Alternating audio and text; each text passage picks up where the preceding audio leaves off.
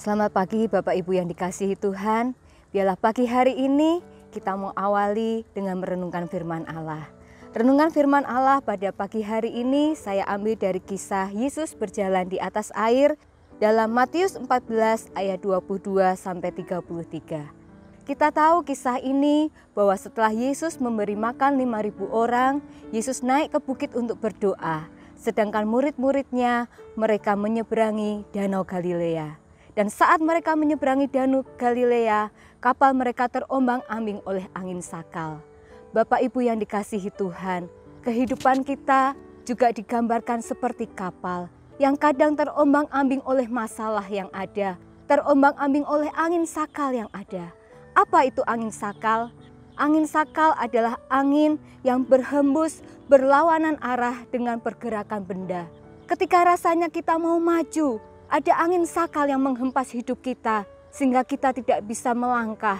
Ada harapan baru, tapi kemudian angin sakal datang sehingga seakan-akan harapan itu hilang. Mungkin saat ini, mungkin dalam usaha kita sepertinya ada harapan untuk kita mendapatkan perjanjian yang baru. Namun kemudian angin sakal datang sehingga perjanjian kontrak itu batal. Banyak hal yang kita alami seperti murid-murid yang mengalami kapal yang terombang-ambing. Namun Bapak Ibu, kita mau belajar dari kisah ini. Saat murid terombang-ambing, sebenarnya Yesus melihat mereka dan Yesus datang kepada mereka. Tetapi sayangnya, murid-murid ini tidak mengenal Yesus. Bahkan dalam ayat yang ke-26 mereka berkata, itu hantu. Seringkali masalah mengaburkan pandangan kita kepada Tuhan. Seringkali masalah membuat pandangan kita tidak bisa melihat Yesus dengan jelas. Benarkah Yesus berkuasa? Benarkah Yesus sanggup menyembuhkan? Benarkah Yesus sanggup menolong kita? Kita mau belajar, jangan sampai masalah yang kita hadapi mengaburkan pandangan kita kepada Tuhan. Dan pada ayat yang ke-27, Yesus berkata, tenang, ini aku, jangan takut. Yesus menyampaikan suaranya kepada kita. Tetapi saat Yesus menyampaikan suaranya, murid-murid pun belum mengenal bahwa itu suara Tuhan. Bahkan Petrus berkata, Tuhan, apabila Engkau itu, suruhlah aku datang kepadamu dengan berjalan di atas air. Seringkali masalah membuat pendengaran kita tidak peka lagi terhadap suara Tuhan. Kita terlalu fokus pada masalah, dan masalah. Sehingga apa yang menjadi suara Tuhan, kita tidak menjadi peka. Bahkan murid-murid ini, iman mereka berubah. Petrus dengan berkata, Yesus, jika Engkau itu, bawa aku untuk datang kepadamu dengan berjalan di atas air. Imannya berubah menjadi iman yang bersyarat. Bukan lagi iman karena percaya, tetapi menjadi iman yang bersyarat. Apa artinya? Tuhan, jika Engkau sanggup sembuhkan aku, sembuhkan aku. Atau kita berkata, Tuhan, kalau aku pulih, aku baru mau ke gereja. Atau kita berkata, Tuhan, kalau Engkau tolong aku, maka aku akan setia kepadamu. Buktikan dulu Tuhan. Ini adalah iman yang bersyarat. Bukan lagi kita berkata, Tuhan, aku percaya Engkau sanggup menolong aku. Bukan lagi kita berkata, Tuhan, meskipun belum aku alami, tapi aku percaya kuasa-Mu.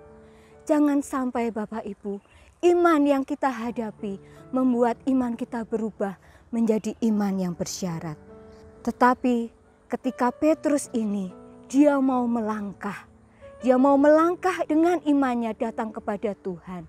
Maka mujizat itu terjadi. Saat kita mau alihkan pandangan kita dari masalah yang ada, kita mau alihkan pandangan kita dengan fokus tertuju pada Tuhan. Kita mau dengar suaranya, melangkah dalam iman, maka mujizat itu terjadi. Demikian juga yang dialami Petrus. Dia melangkah keluar dari kapal, dia memandang kepada Tuhan, dan dia benar bisa berjalan di atas air. 2-3 langkah imannya kuat. Namun pada langkah berikutnya, dia merasakan hempasan angin, membuat dia kembali goyah, bahkan jatuh tenggelam. Kita dapat seperti Petrus, mungkin 2-3 langkah, 2-3 proses kita kuat dalam iman kita. namun ada kalanya kita menjadi goyah. Berserulah pada Tuhan, berteriaklah pada Tuhan, Yesus, tolong aku. Dan kita akan melihat tangannya terulur untuk menolong kita. Bapak Ibu yang dikasihi Tuhan, biarlah pagi hari ini kita mau belajar. Jangan sampai masalah mengaburkan pandangan kita kepada Tuhan.